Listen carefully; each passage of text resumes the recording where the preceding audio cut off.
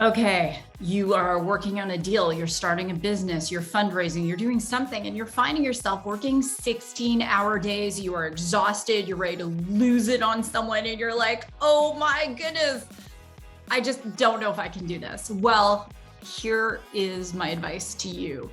If you follow some very simple steps, you can get through this. And yes, as entrepreneurs, this is raw and real entrepreneurship.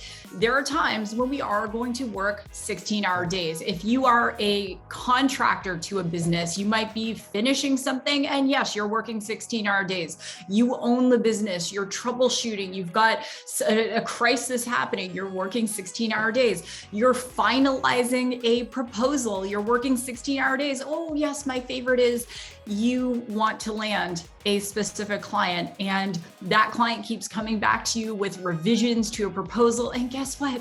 You're working 16-hour days. My name is Susan Sly. I'm an entrepreneur. I'm a co-founder. I'm a best-selling author. And yes, I am a mom, and I have worked some 16-hour days. So I want to get right into it and help you with the first tip out of the gate.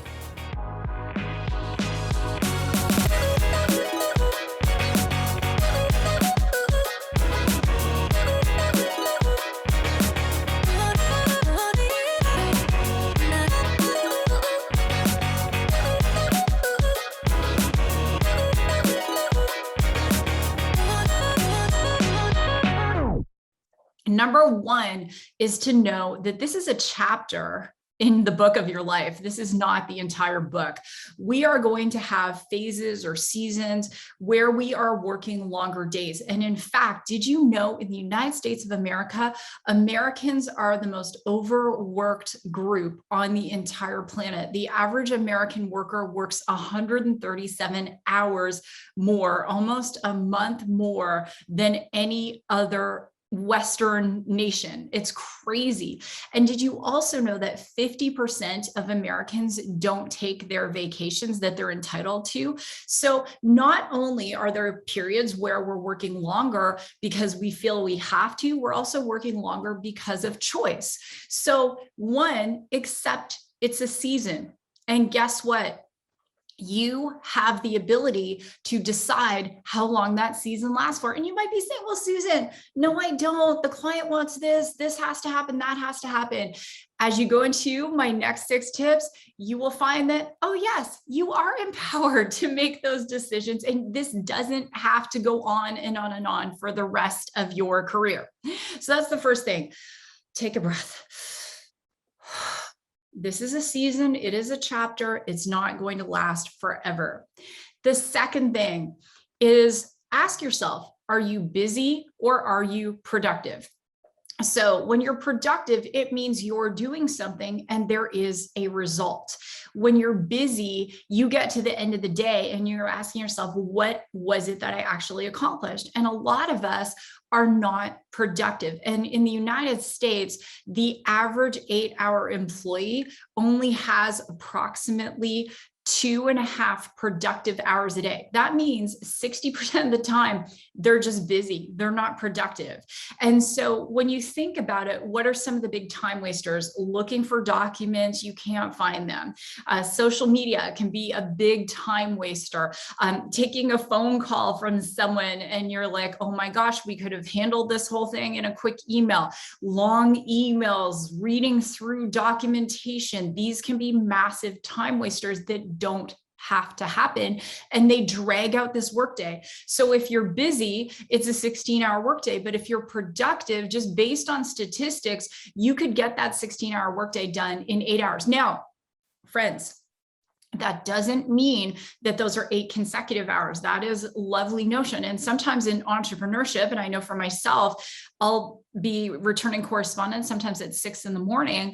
And then I might be back at it again in the evening. But in the middle of that time, I went to pick up one of my kids from school. I went to see one of them in a cross-country meet. I went to have a yoga class, but then I went back and I did it. One of the things I challenge myself every single day is to be productive at every stretch of the imagination. Okay, so busy versus productive. That's the next one. You got to ask yourself, are you wasting time?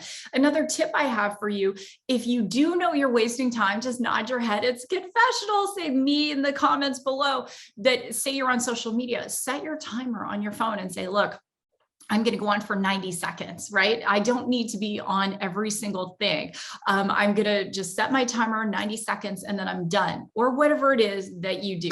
Okay. Number 3 is hire virtual assistants. So I love to use virtual assistants for video production, as an executive assistant, for graphic design.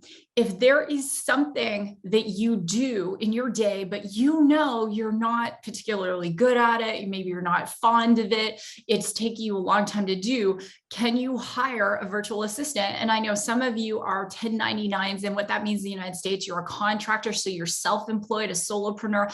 You can hire virtual assistants, and I love onlinejobs.ph.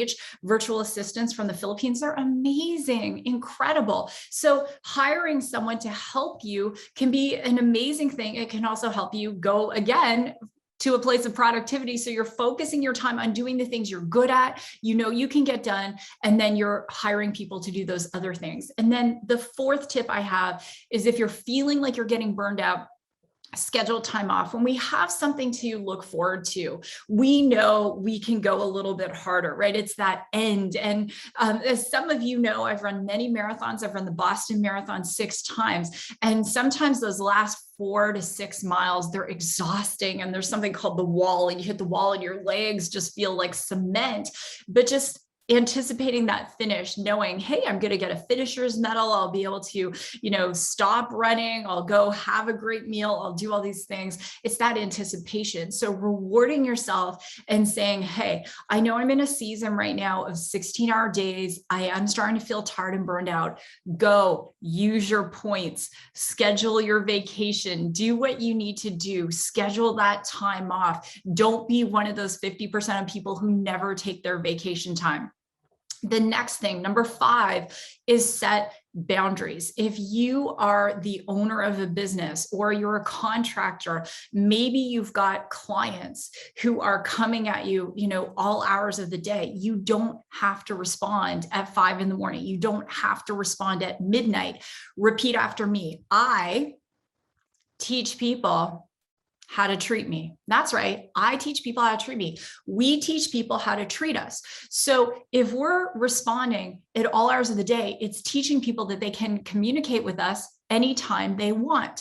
So you can be bold and say to your clients, listen, you can communicate with me at any time, but here's the time that I return correspondence. You can have an escalation. So if there's something that's urgent, if there's something that's an emergency, that's why your virtual assistant could be great. If they're in another time zone, they can escalate it to them. It doesn't have to be to you, but setting those boundaries. Don't allow people to walk all over you, because if they're just piling one thing after the next thing after the next thing, then that is on you to say no. And you might say, well, Susan, I have to take all these clients right now. Then if you have more clients than you have time, you need to raise your prices, friend, because that's a supply and demand issue. And there's more demand than you're able to supply. It's a great time to raise your prices. Then that will help you. You'll make more money doing less work. And how fantastic is that?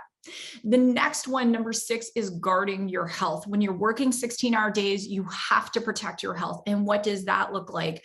Eating healthy, drinking 4 liters of water a day, making sure you're getting up and moving. One of the things when I'm putting in long days, no matter what, if I have to get up a little earlier, I want to do about 30 minutes of exercise before I start my day. And then in the middle of the day, I'm going to go for a walk. I might, do some yoga, do something just to move my body, because the more we sit, the more tired we feel. And so when we're moving our body, it's going to increase our energy, and then making sure that you are also getting really good nutrition. So for myself, that includes lots of fruits and vegetables, protein shakes, vitamins, all of those things. And you know what I do? I keep them on my desk. So I have a bunch of stuff on my desk. And so that means I don't even have to think about it. Like right now, one of the things on my desk is this. I make a greens drink every Sunday. I put them in glass bottles. I put them in my fridge. It's got celery. It's got an organic greens powder in it. It's got some chlorophyll, some parsley, some lemon juice. I put them in my fridge. I just grab one every single day. It gives me a ton of energy. And then in the morning, I put everything on my desk. And so it's right here. It's grab and go. I have no excuse not to be healthy. And that also includes sleep.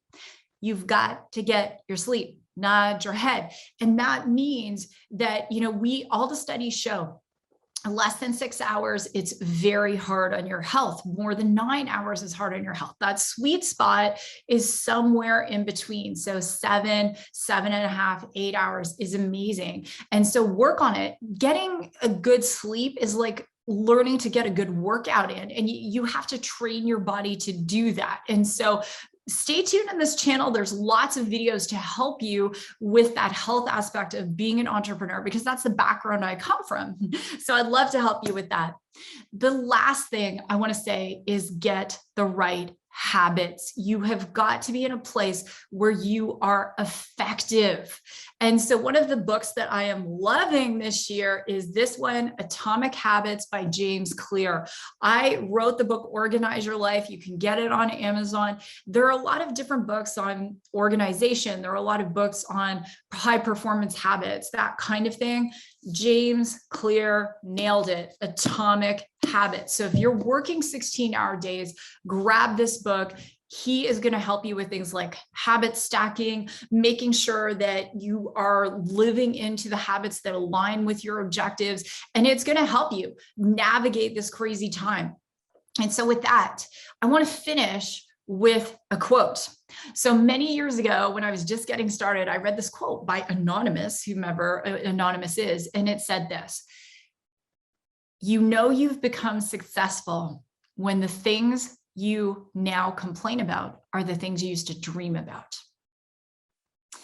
And so, my friends, if you are complaining about the 16-hour days and you have all these clients and there's so much to do, remember, chances are you used to dream about having this life, having this business, and it's okay to feel overwhelmed at times, but step back, take a breath. Remember, it's only for a season. You are in the driver's seat. You do have control over this. Take advice from these tips I shared. Drop a comment below, share this video, tag me on social, and don't forget, visit www.susansly.com. I've got some amazing resources there, and I would love to assist you. So with that, God bless, go rock your day, and I will see you in a future video.